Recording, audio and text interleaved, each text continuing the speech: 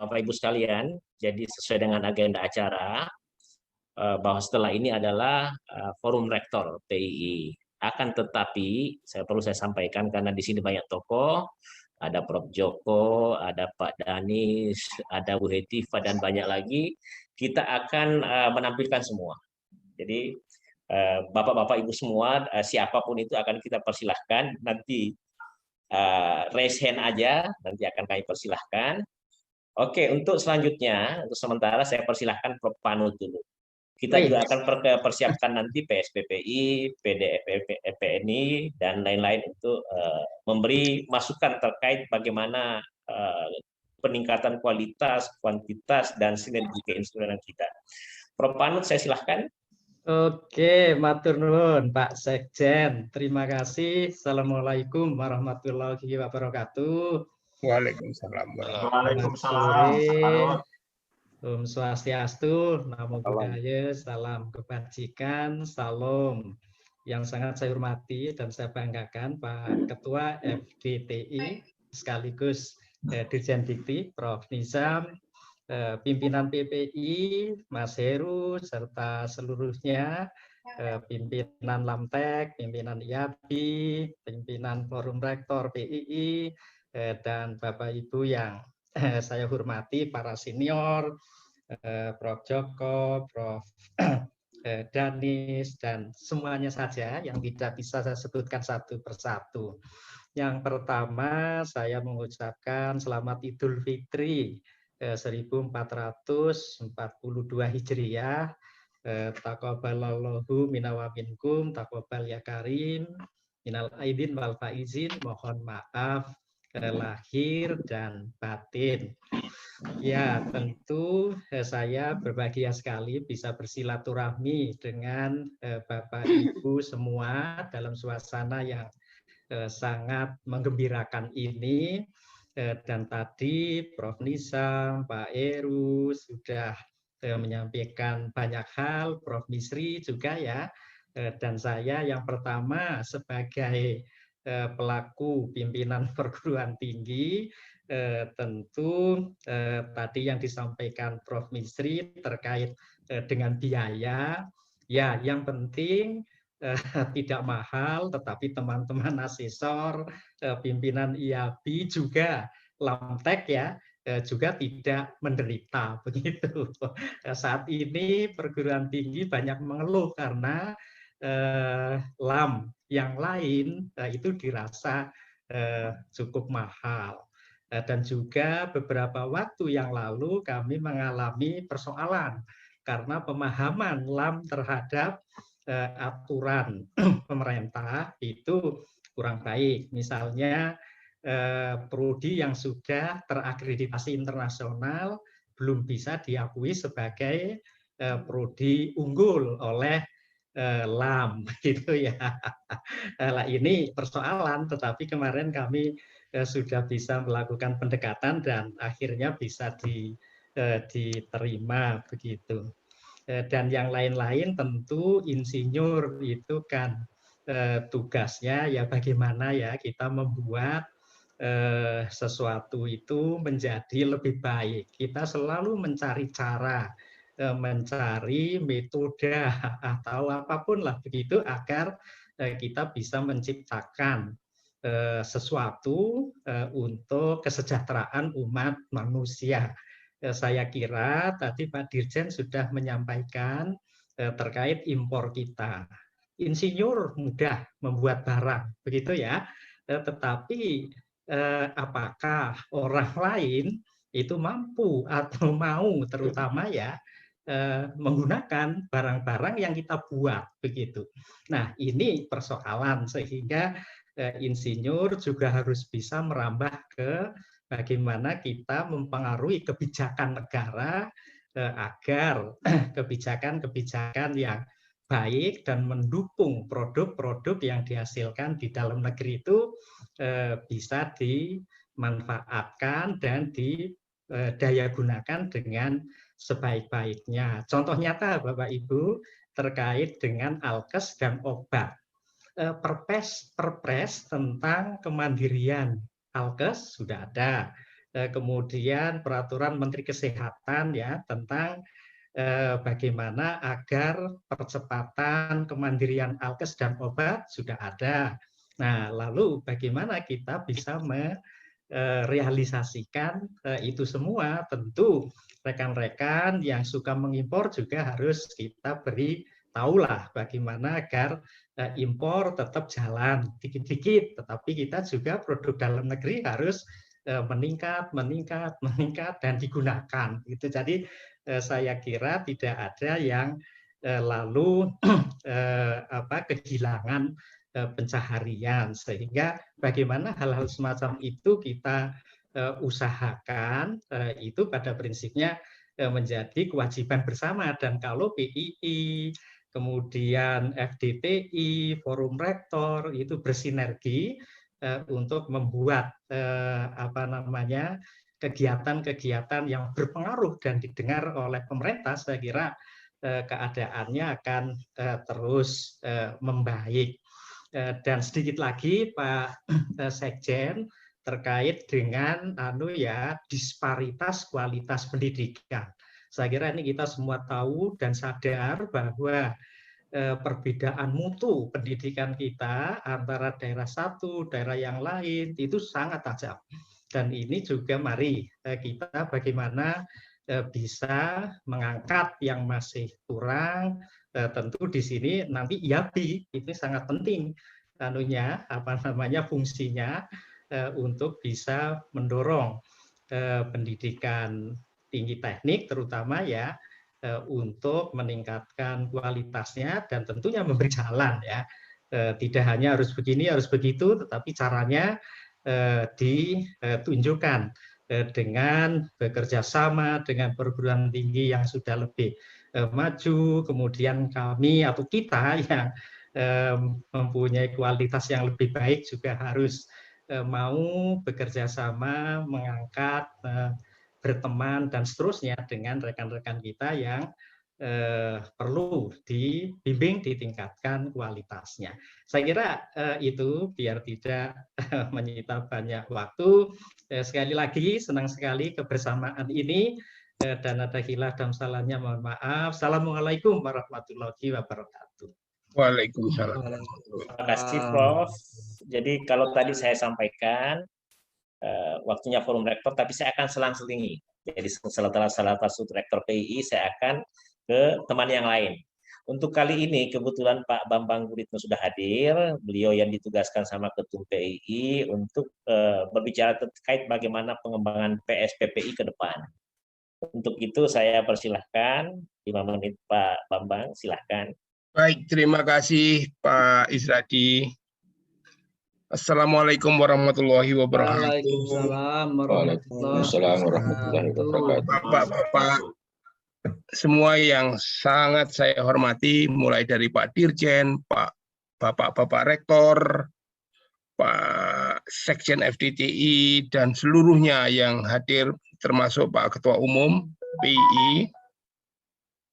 Saya sungguh senang ya berada di sini, berada di antara Bapak-bapak sekalian, untuk pertama ya tentu silaturahmi meskipun secara virtual ya, tapi tidak mengurangi makna daripada silaturahmi itu sendiri. Sekaligus ingin menyampaikan selamat Idul Fitri 1442 Hijriah. Ya, mohon maaf lahir batin dan tentunya mudah-mudahan kita selalu diberi sehat ya. Pada suasana ada situasi yang sulit ini gitu untuk bertemu muka, untuk secara leluasa untuk berkarya, namun tidak mengurangi semangat kita untuk terus memberikan apa yang kita miliki kepada insinyur Indonesia tentunya. Dalam kesempatan ini secara khusus saya mengucapkan terima kasih ya kepada Pak Dirjen Dikti, Pak Nizam, dan juga Pak Heru ya, Ketua Umum PII yang telah memberikan kepercayaan kepada kami dengan membentuk apa yang kita sebut tim pengembangan program profesi insinyur. Iya, kalau di kami sering disingkat TP3I supaya lebih gampang ya.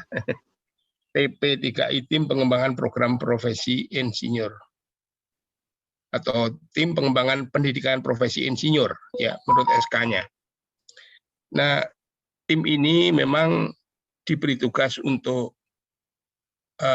mencoba untuk memberikan rekomendasi atau memberikan pemikiran-pemikiran ya yang terkait dengan bagaimana kita bisa meningkatkan kualitas program profesi insinyur yang saat ini sedang dilaksanakan oleh berbagai perguruan tinggi, maupun bagaimana kita bisa mempercepat ya, terutama mempercepat, ini suatu hal yang sangat penting, pelaksanaan PPI ini agar supaya bisa menjangkau semakin banyak insinyur di Indonesia.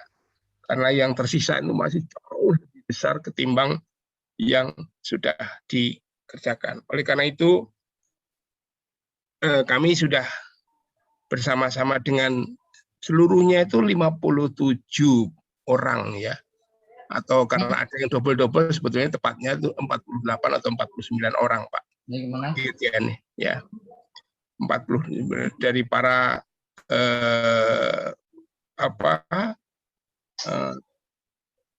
profesional ya yang bekerja di baik yang backgroundnya PII maupun ada yang dari perguruan tinggi gitu ya.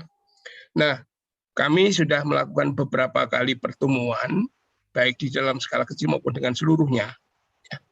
Dan bahkan dengan berkonsultasi juga dengan Ibu Sekdijen ya, Ibu Paris ya, untuk mendapatkan arahan-arahan bagaimana mekanisme kerja yang akan kita tempuh dalam beberapa bulan mendatang. Ya. Di antara tugas-tugas yang cukup banyak tersebut, tentu kami akan memprioritaskan hal yang paling utama dulu, karena memang PR kita banyak. Ya. Saat ini tantangan kita adalah bagaimana kita bisa memberikan daya tarik lah ya, daya tarik bagi para sarjana teknik, sarjana teknik terapan dan sebagainya itu untuk bisa mengikuti program-program yang sedang dicanangkan sesuai dengan undang-undang keinsinyuran, yaitu program PSPPI, kemudian juga sertifikasi insinyur profesional, bahkan sampai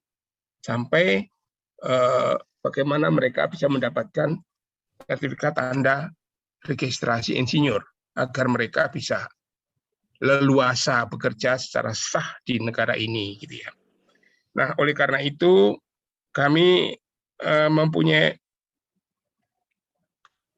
7 butir ya yang dalam waktu dekat akan kami sampaikan kepada Bapak Dirjen sebagai bahan sebagai rekomendasi ya, masukan untuk penyempurnaan PPI tersebut.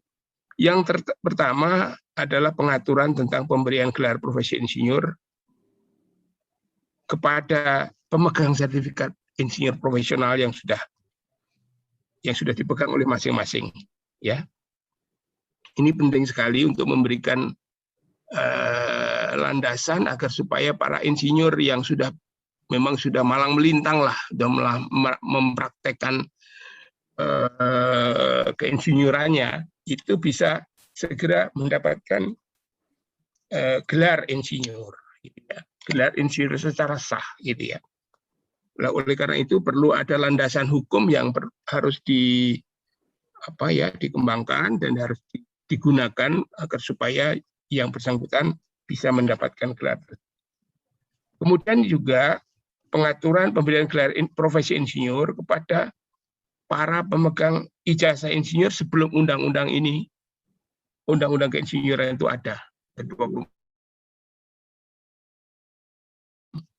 Di dalam undang-undangnya sudah disebutkan bahwa mereka yang sudah bersertifikat maupun yang sudah melakukan praktek keinsinyuran, sudah bekerja, berizin kerja, itu menurut undang-undang dinyatakan sebagai insinyur terregistrasi. Artinya undang-undangnya pun sebetulnya sudah menyatakan dia adalah insinyur yang teregistrasi.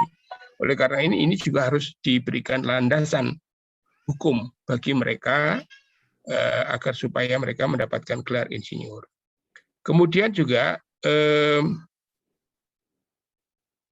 tentang pemaketan, ya. Jadi agar supaya program profesi insinyur ini bisa selaras atau bisa sejalan dengan kegiatan-kegiatan lain atau proses-proses lain yang berlangsung sebelum mereka mencapai sertifikat tanda registrasi insinyur, maka kita mengusulkan agar ini bisa dilakukan pemaketan, jadi dibundling. Jadi program sejak mereka mengikuti program profesi insinyur sampai dengan mendapatkan STRI, mendapatkan IP, itu bisa di satu paketkan.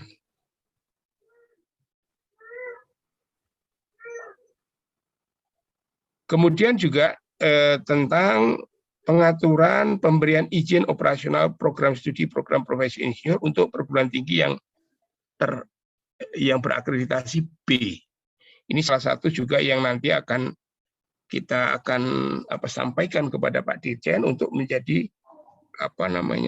diberikan landasan hukumnya, ya, supaya bisa semakin banyak program profesi insinyur diselenggarakan, ya. Dan yang tidak kalah pentingnya adalah bagaimana kita bisa membangun kerjasama antara industri, perguruan tinggi, dan kementerian, ya, dalam rangka memberikan wadah bagi para peserta program profesi insinyur untuk melakukan kegiatan magang, mendapatkan pembimbing, mentor, dan sebagainya. Ini suatu hal yang juga sangat penting untuk bisa memudahkan perguruan tinggi maupun untuk memudahkan para peserta program ini bisa mendapat sebanyak-banyaknya pengalaman praktek insinyuran yang sudah ada di lapangan. Yang tidak kalah pentingnya juga tentunya yang ditunggu-tunggu oleh banyak teman-teman adalah bagaimana kita bisa mempercepat lahirnya atau terbentuknya Dewan Insinyur Indonesia ini, Pak Dirjen. Karena bagaimanapun seluruh pihak menunggu, ya, hampir seluruh proses yang ada di IPI ini, ya, penyelenggaraan insinyur itu tergantung kepada keberadaan atau terbentuknya Dewan Insinyur Indonesia. Nah, sekarang meskipun bisa berjalan, namun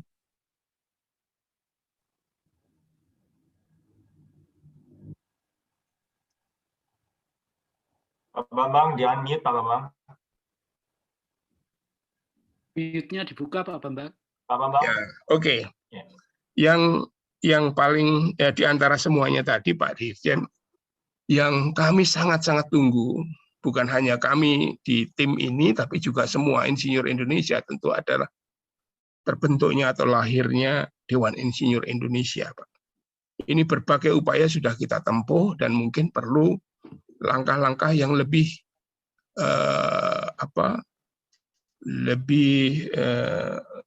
masif, ya, usaha-usaha dengan berbagai cara agar supaya Dewan Insinyur Indonesia ini bisa, karena hampir semua proses yang ada di kita, sertifikat mulai dari standar layanan insinyur, standar kompetensi insinyur, standar program profesi insinyur, semuanya melibatkan Dewan Insinyur Indonesia, membutuhkan blessing dari Dewan Insinyur Indonesia, termasuk di dalam penerbitan STRI.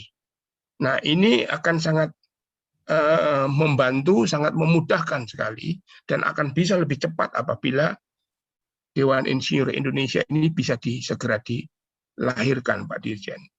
Nah, oleh karena itu, butir-butir itulah yang menjadi rekomendasi penting yang nanti akan kami sampaikan kepada Bapak Dirjen dari tim TP3I, ya, tim pengembangan pendidikan profesi insinyur.